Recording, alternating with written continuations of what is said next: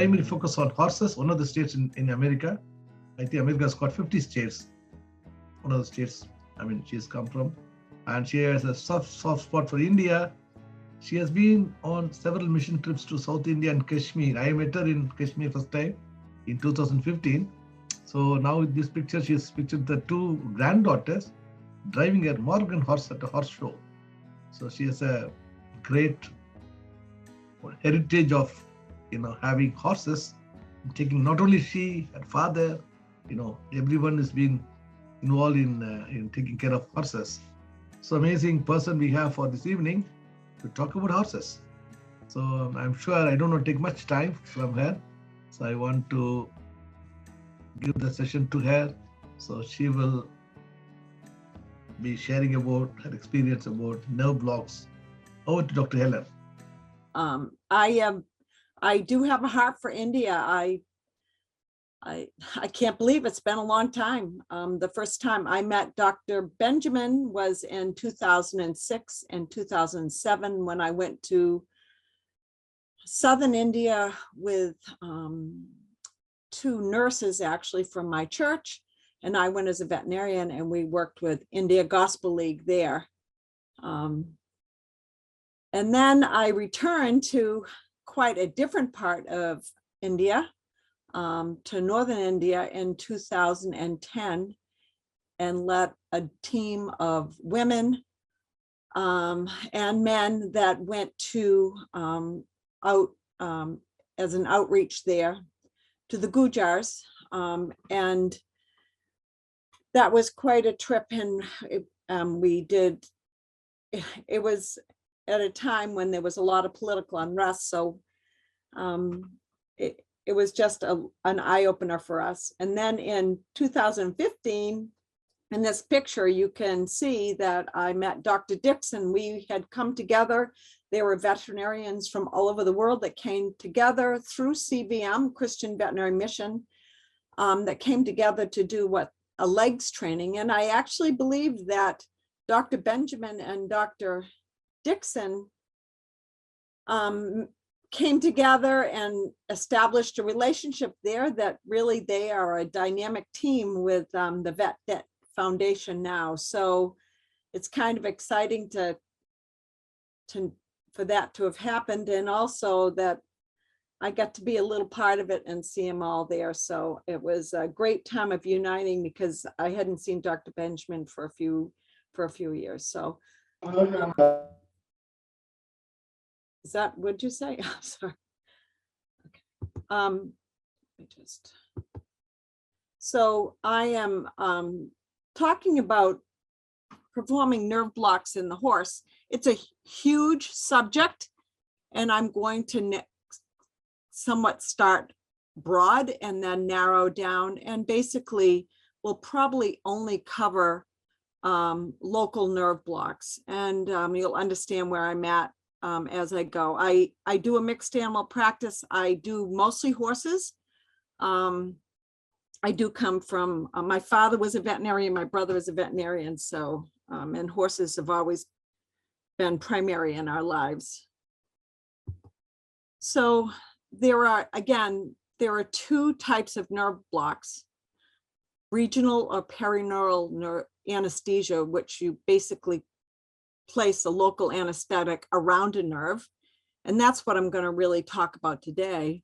Or joint blocks, or intrasynovial anesthesia, where you put the anesthesia right into the joint themselves. And just kind of a basic review, basically, why would we do this? In our area of the world, oftentimes, most of the time, it's doing to localize areas of lameness within the limb of a horse.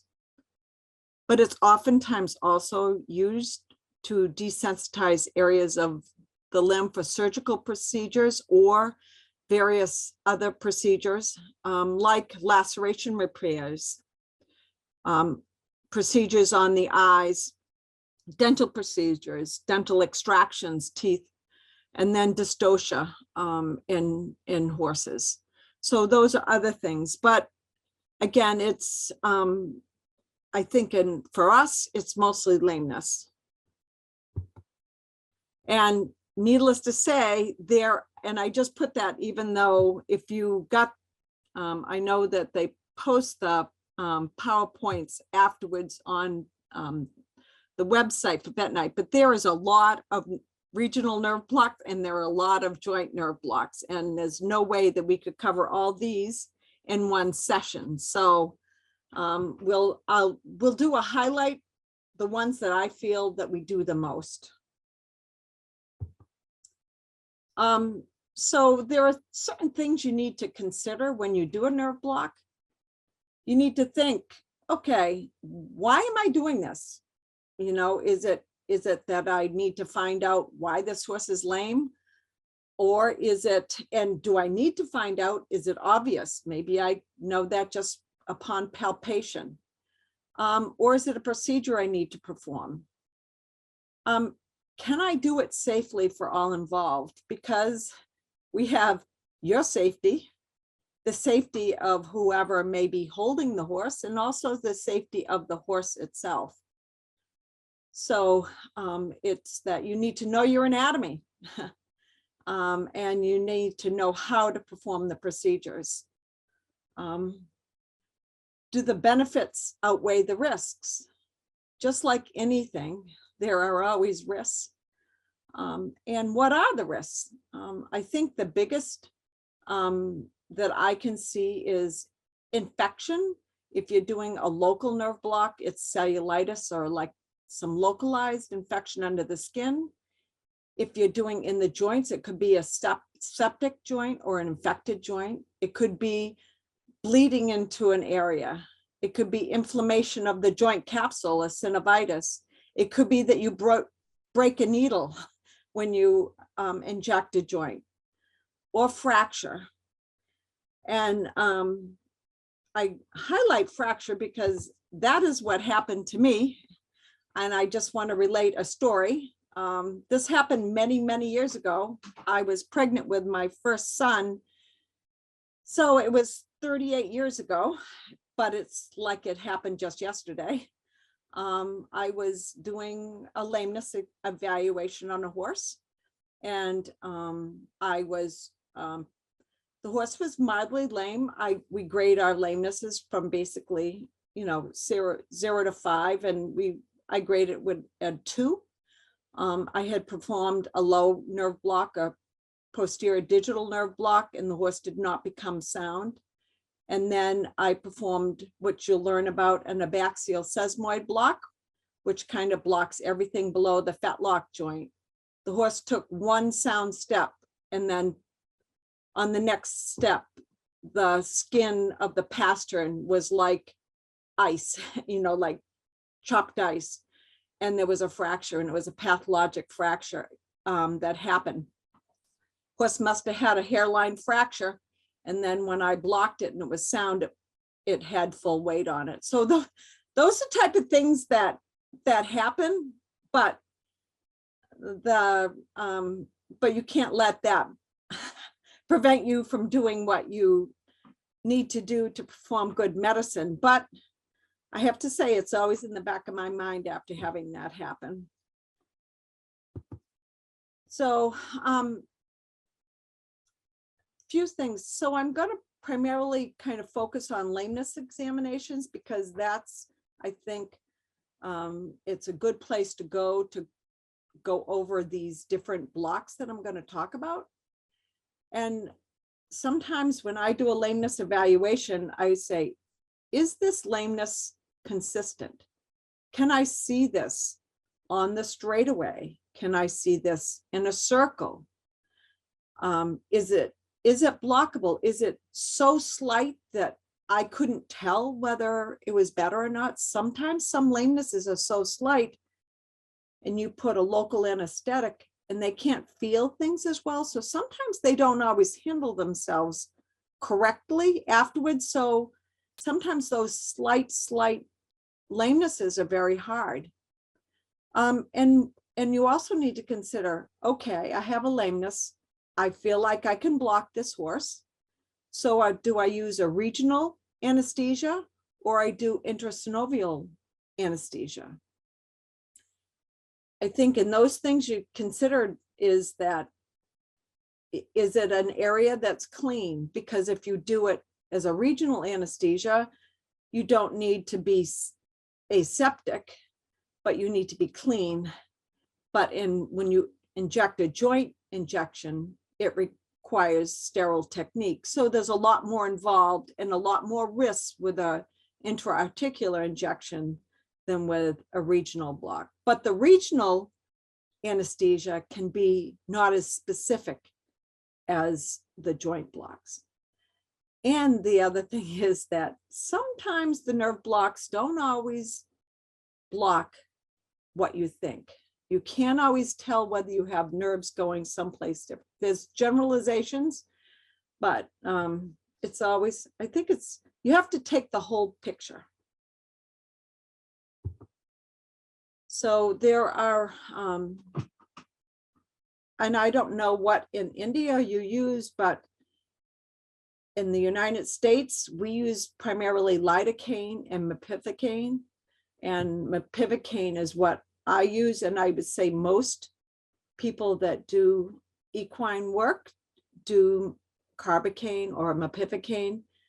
It comes on fast and it usually lasts for about 2 to 3 hours. So if you had a procedure you needed to do, like a laceration or say a dystocia where you were doing a block, you would have enough time to work. But mepivacaine is another one which lasts for much longer. And also, and there's a lot of different formulations of that. Some can last for a couple days, but it's much more expensive and we don't use. So as far as perineal anesthesia, the biggest thing with this is that there has to be, you have to be methodical about what you're going to do.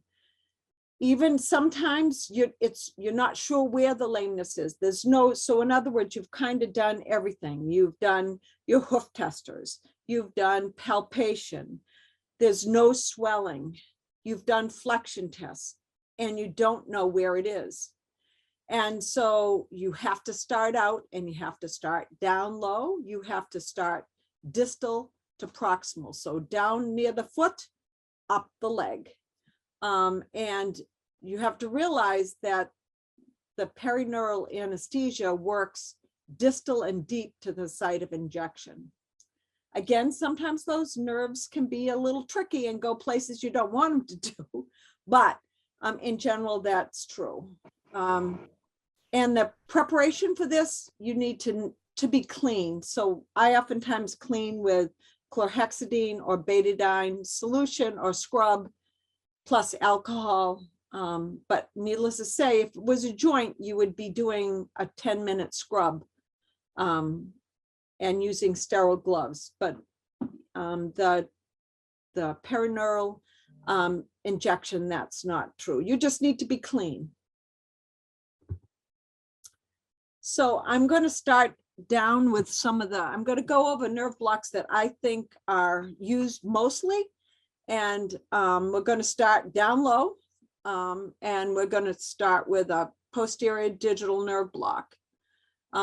So the picture on the right has a picture of having a needle put where we do that. How much anesthesia do we use? We use between 1 and 2. To be honest with you, I probably use more than that. I probably use closer to 3, but you like to use the least amount you can because you don't want it to go up the leg at all. If you use a big volume, you're not as specific about where it's going.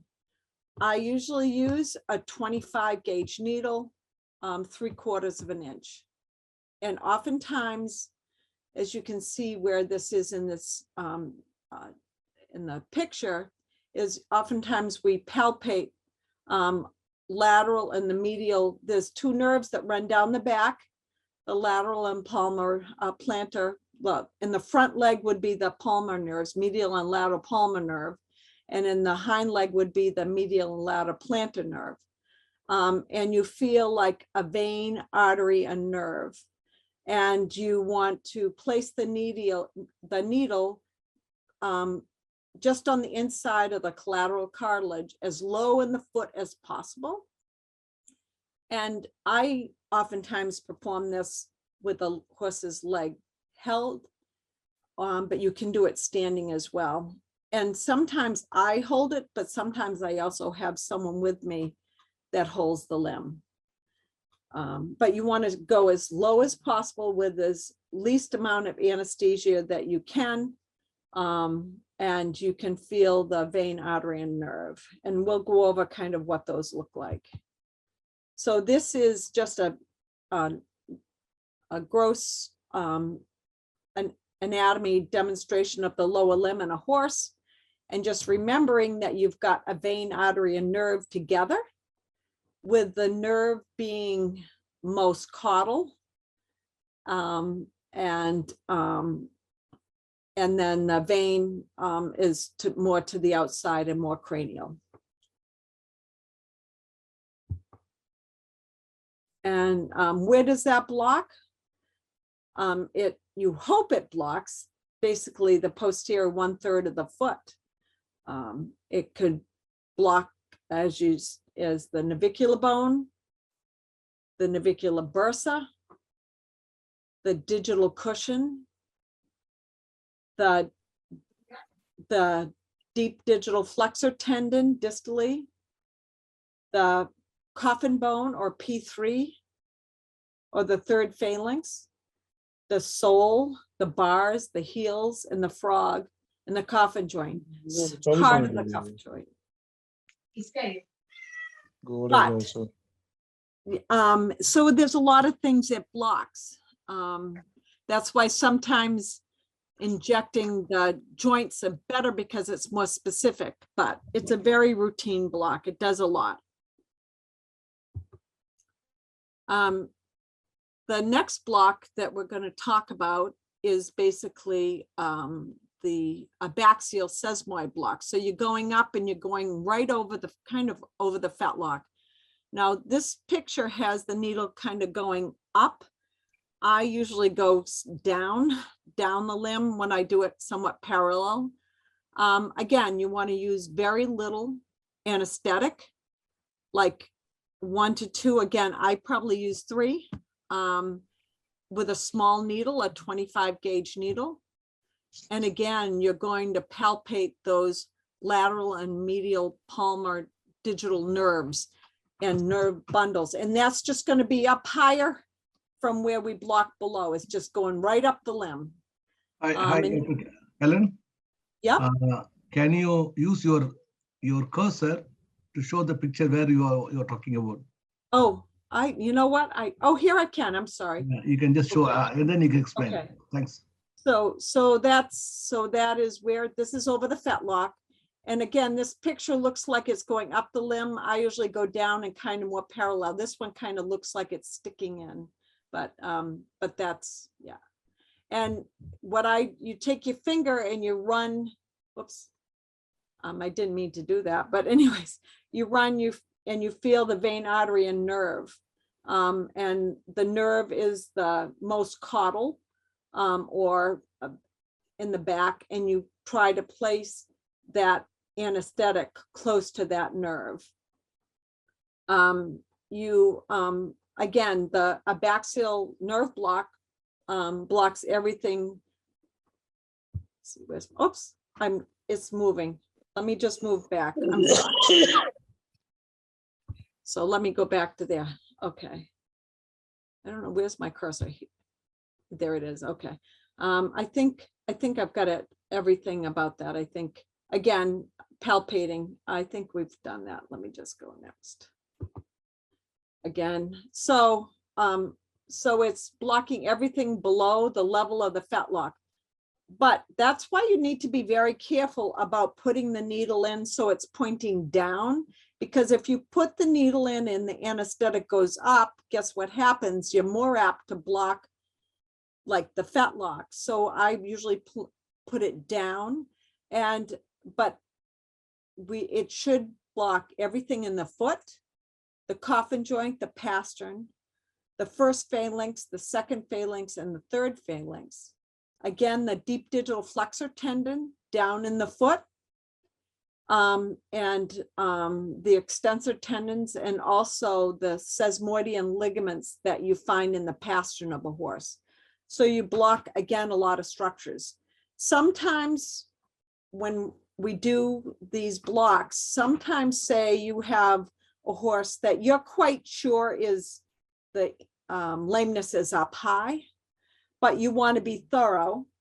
And so sometimes you would skip the posterior digital nerve block and go to this one just to rule out everything in the foot and below. And that can, that's oftentimes the case. So now we're going up. Let me see if I can do the cursor without moving my. So we're going up the limb. Okay, we're going up.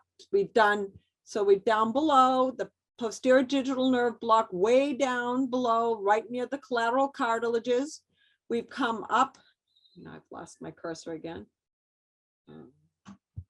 We've come up and done the abaxial sesamoid nerve blocks right over here. Vein, artery, nerve, put them right there. And then now I'm coming up higher, and I'm going to do what we call a 4-point nerve block. This is where the front and hind leg differ some, because in the front leg, we call it a 4-point nerve block, but in the hind leg, we call it a 6-point nerve block because the distribution of the nerves. So in the front limb, this is the front limb, you're going to use between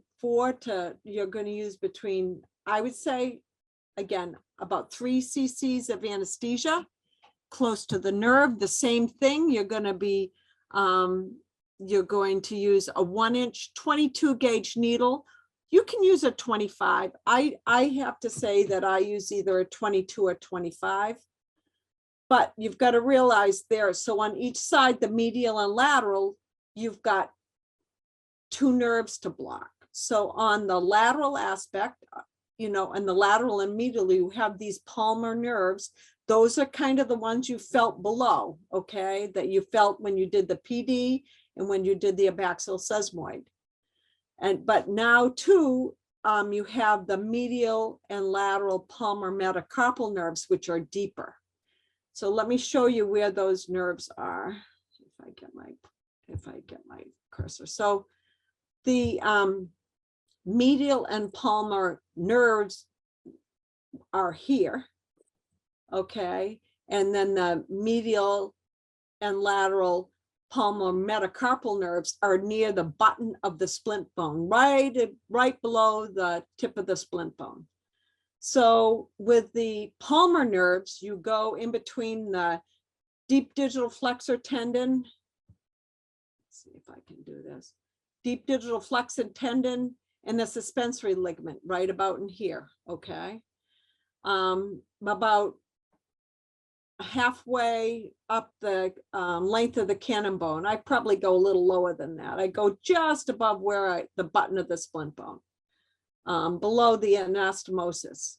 And you basically want, now on this one, I tend to put my needle up because you have to avoid the flexor tendon sheaths that are right in this area. And then you also, in order to block this area, you have to also block the lateral and medial palmar metacarpal nerves that sit right underneath the button of the splint bones. So again, you've had to block in 4 places. So this is the hind leg. And in the front leg, you're only worrying about the nerves that innervation usually just comes down the back of the limb. But in the front leg, there are nerves that come down that innervate and innervate the front of the hind leg. So you have to do a 6-point block. So you've got your other one that you did like at the, you do one here, that's the palmar nerves. or in the hind leg would be the plantar nerves, just similar to the palmar nerves that you've done. My cursor is running everywhere. Sorry about that. And then you did the this is the metatarsal nerve in the back, but you also have to worry about these nerves that run in the front. You've got, you have dorsal metatarsal nerves that innervate the front of the surface. So that has to be taken into consideration as well. So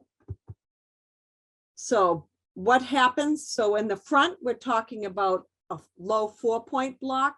And in the hind limb, we're talking about a 6-point nerve block. So what do we do now? We blocked everything we blocked before, but now we're blocked also the fetlock joint. Okay, the fetlock is now blocked. And these structures in this area are blocked, and everything below. So where the insertions of the branches of the suspensory ligament and stuff like that, like if you have a suspensory desmitis, you would block them in this block. So now we're going up, up, up, and we're going up to just below the knee and just below the hock in the hind leg. And there are several techniques with this. It depends on kind of what you're looking for. But basically there's a high 4-point block. If you don't know what structure and you're not sure, you would block both the palmar nerves and the metacarpal nerves way up under the knee. But if you were just considering that you thought maybe it was just a suspensory ligament, you may just infiltrate in that area right under the carpus or right under the knee on the axial or right inside the splint bones, the head of the splint bones, directly next to the suspensory ligament. There is one more block here though that that we oftentimes use if, again, looking for specifically for a high suspensory ligament injury, we would use the lateral palmar nerve, and it courses along the inside of the accessory carpal bone. So this picture here that I've got, let me see if I can get my cursor here.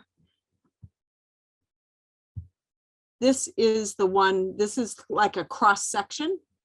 And so this would be these would be the palmar nerves that are blocked, and these would be the metacarpal or metatarsal block nerves that are blocked there. This is the 4-point.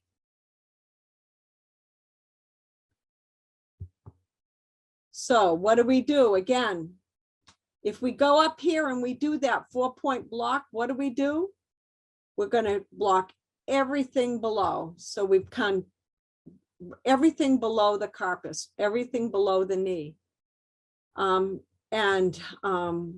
Again, if say you had a horse that you thought the lameness was above the knee, you may come here and say, well, I'm not going to do the PD. So again, we're going to go back. We're going to talk. We wouldn't do the PD nerve block. We wouldn't say we'd skip the abaxial sesamoid. We'd skip the low 4-point, and we come all the way up and do the high 4-point because we're quite sure it's above the knee.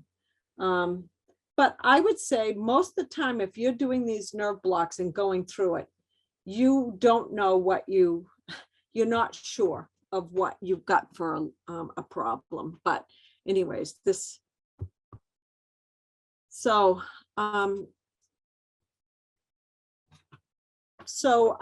next nerve block, and this is one I never do, but I'm mentioning it. One is the median nerve block, and the other one is ulnar. And basically that is blocking everything kind of mid forearm all the way down. usually it ends up being injecting basically just like a little bit, but like a hand's width below the elbow joint on the inside of the limb. And you walk off the back of the radius. The ulnar block is basically you kind of 10 centimeters, or we do inches, but so 5 inches above the accessory carpal bone.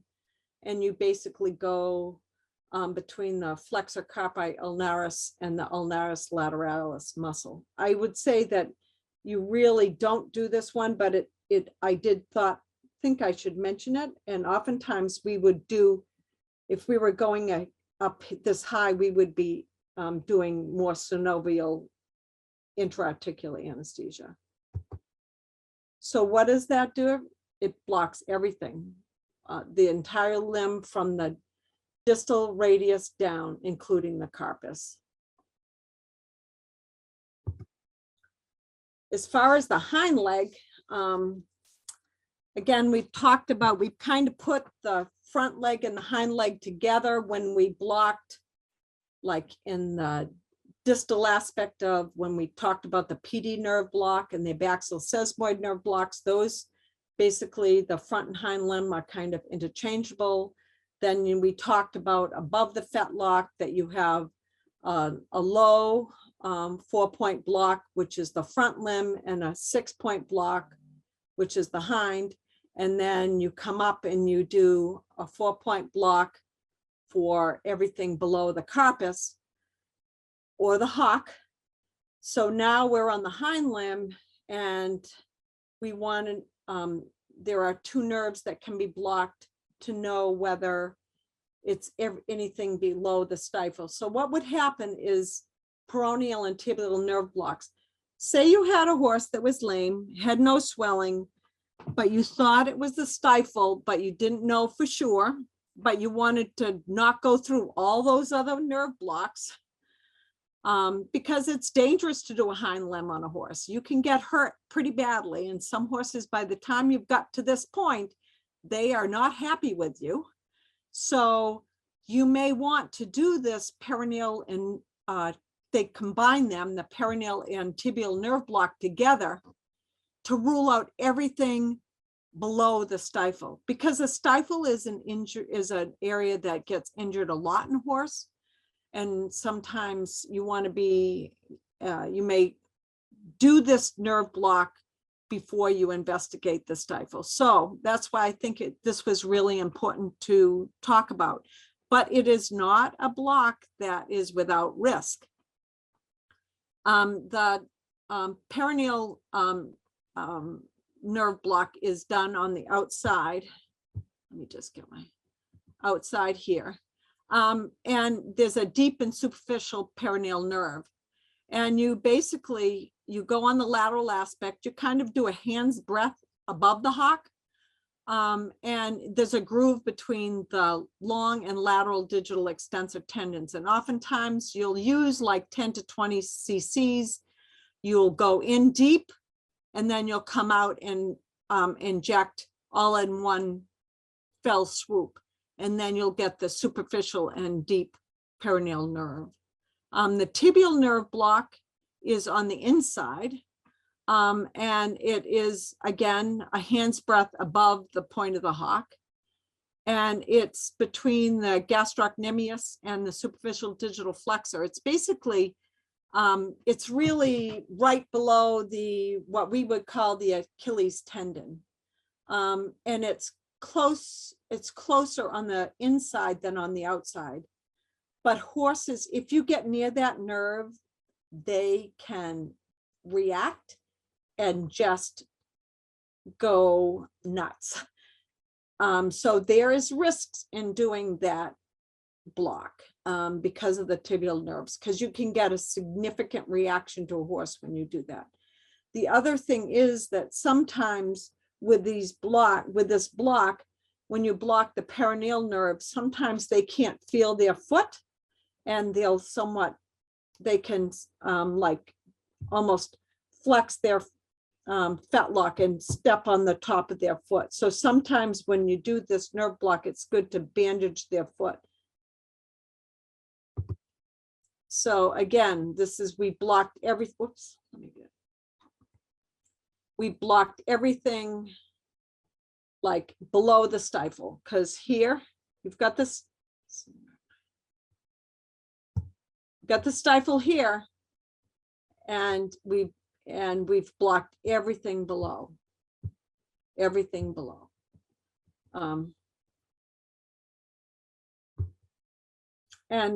So I think there's a few things that we need to, I think that just remembering a few things that I guess I did maybe not mentioned is that oftentimes for a nerve block, the perineural nerve blocks, you basically need to wait around 10 to 15 minutes after you've done them before you watch a horse go for lameness. If you're doing an intra-articular nerve block within the joint, you oftentimes will watch them within 5 minutes. Because even when you do an intra-articular nerve block, that local anesthesia can leave the synovial structure and go elsewhere. So you've got to know your anatomy. You've got to know where the nerves are, realizing that sometimes those nerves don't always go where we expect. But anyways, it is essential to understanding these nerve blocks and the intra-articular anesthesia. And you need to know the mechanism of action of the local anesthetics.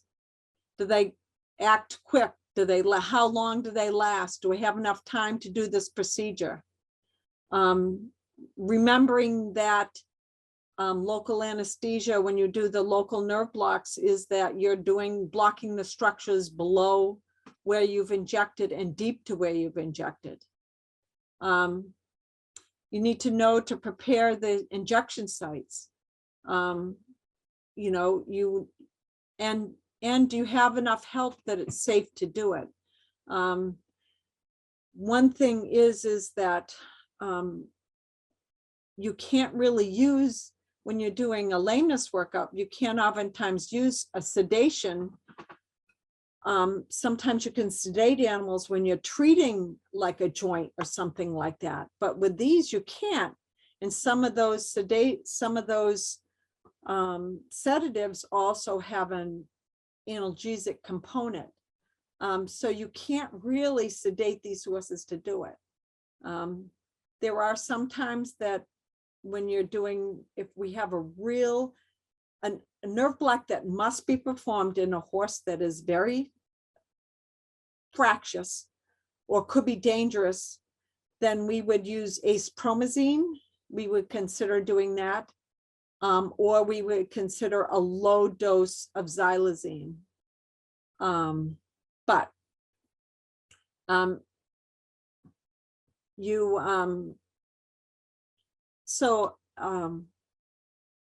You just remember that you always get better at doing something when you've done it more than once. And there are still times that I review things when I do them, like when I go up the leg, like the median and ulnar nerve. I mean, that's not something I always do. I just always refresh my memory when I'm going to do that. There's nothing wrong with that, is to be prepared and do it well, because you could risk hurting yourself, the person that's helping you, and the horse itself. So this is one you definitely need to be prepared to do.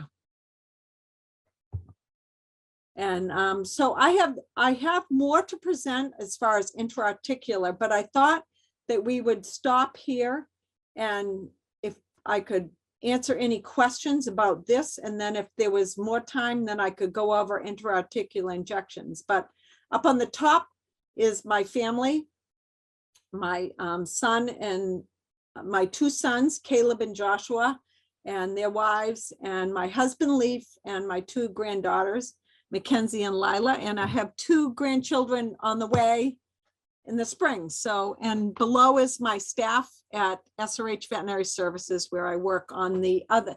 This is me on one end, and on the other end is my brother. So So if you have any questions, I could, we could go from here, or I can go on. Dr. Dixon, if you could tell me what you want me to do. Yeah, we have 10 more minutes. There are no questions. I mean, any questions are there? Otherwise, we So can do, go to- I can go ahead. I've got more. I've got more. Do you want me to go on? Abdul? Yeah, there's somebody's asking questions. I have a question, Doc. What sort of local anesthetic you use? You use lidocaine or you use mepivacaine or any other local anesthetic you use for your routine practice? I use mepivacaine. I don't use lidocaine at all, to be honest with you. I use mepivacaine. And any particular reason why you don't use lidocaine? I like mepivacaine because it lasts a little longer. That's why I like it, is because it lasts longer. And it's both of them start pretty quickly.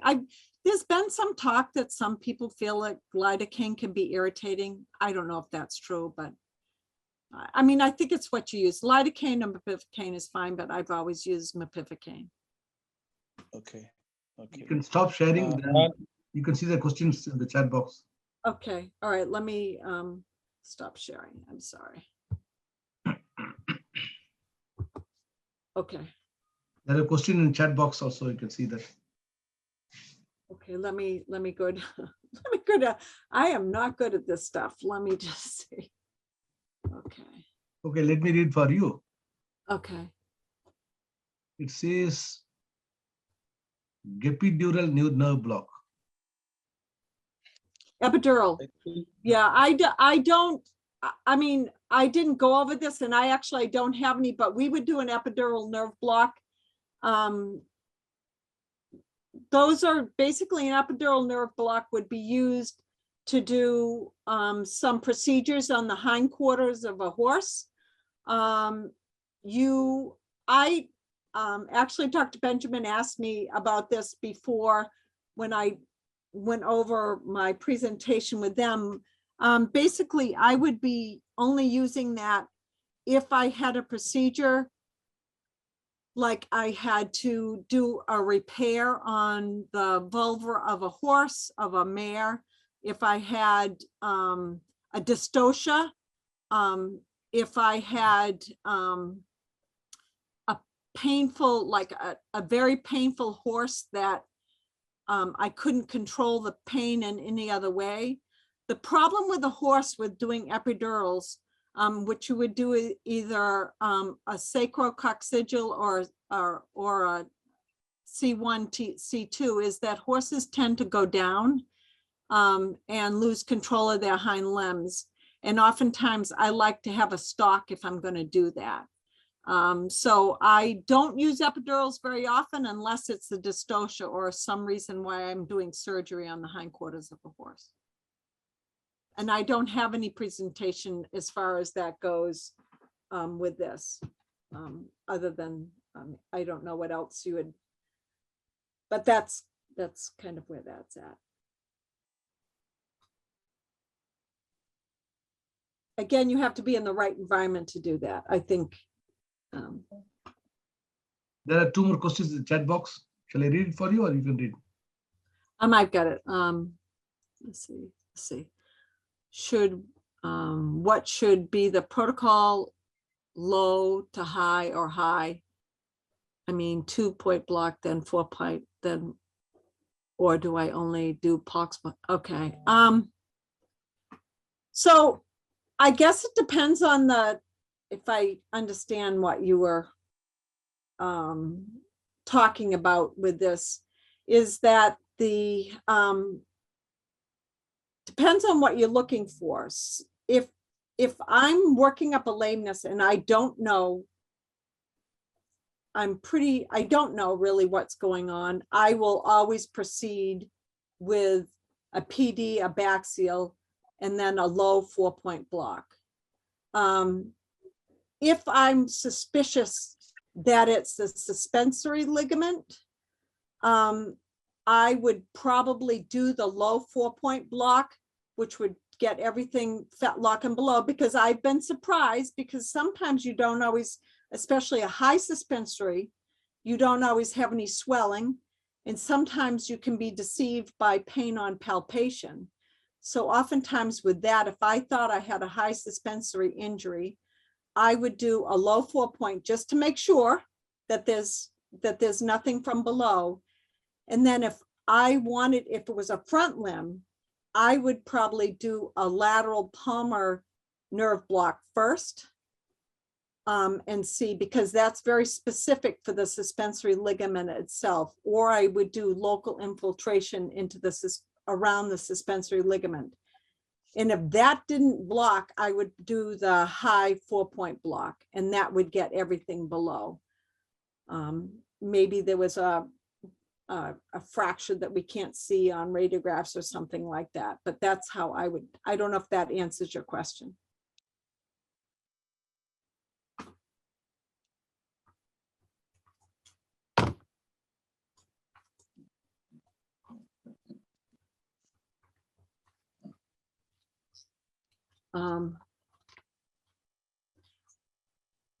Let's see, nerve blocks, those are all, I mean, you've got, those are whole, as far as dental, that's a whole talk in itself. You've got the maxillary nerve block, you've got the intraorbital nerve block. You've got a lot of nerve blocks to do with that. You could use the mental nerve block. I guess maybe that would be one in it. That would be a talk in itself. So I think that would be, in order to cover that, the nerve blocks for dental. I think that's, you've got a lot of nerves, maxillary, and so I guess I'm going to say that's for another time. As far as the doing the Caslics, I use local anesthesia when I do Caslics. I just infiltrate locally. I usually sedate them, and I do local, just infiltration of the vulval lips. I don't do an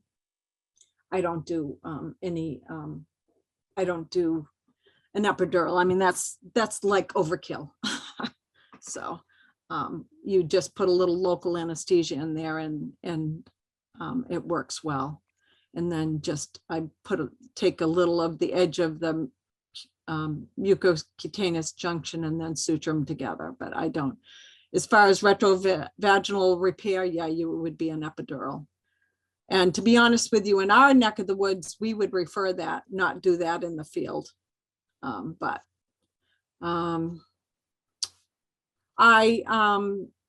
can use xylazine for epidurals. I tend not to. I don't do epidurals that often, but you can, and that works well.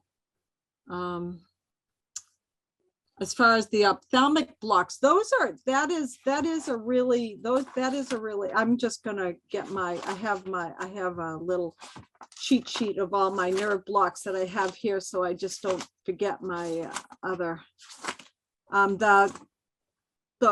I do the auriculopalpebral nerve block, which is over I don't have a head to demonstrate, but basically over the zygomatic arch.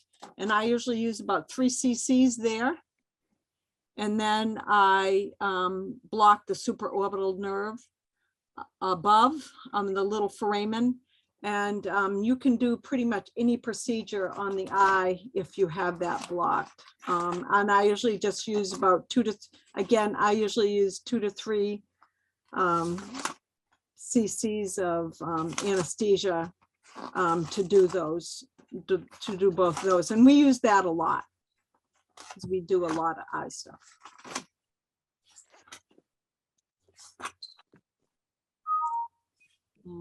Any other questions?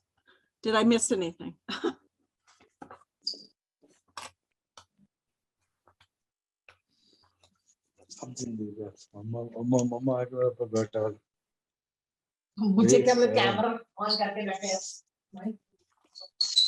Any more questions? Otherwise, we're going to close it. Anyone has got any questions? Sir, I want to ask, before doing a nerve block, if suppose we are suspecting a fracture, P3 fracture or a P2 fracture, if you don't have a radiograph and if you block caudal, digital or abaxial and make the horse trot to find out the horse is lame or not, will it cause more damage or not? So what do you do in such conditions if you are in a practice? Because both the horses are lame. Yeah. I mean, I guess I'm talking from experience is that if I suspected a fracture, I would not block it. Because I had the horse that happened to me, the horse was really not that lame, and I had no suspicion. There was no swelling, there was nothing. But there must have been a hairline fracture, and when that horse bore weight, it blew apart. So if I'm suspecting a fracture, I would not block it. I would never block it because that, because of you can, once they put that weight on that limb, and there's no way of preventing them from putting that weight on that limb. I don't think there's any way that you can splint them or do anything like that or anything to stabilize it. But I mean, like a P3 fracture, you have the hoof wall. So that is something with a P3 fracture, I would probably consider blocking that because you've got the hoof that's its own cast. But anything P2, P1, I would never do that. But P3, you could block it without a problem if it was a P3, because you've got the hoof wall as a cast.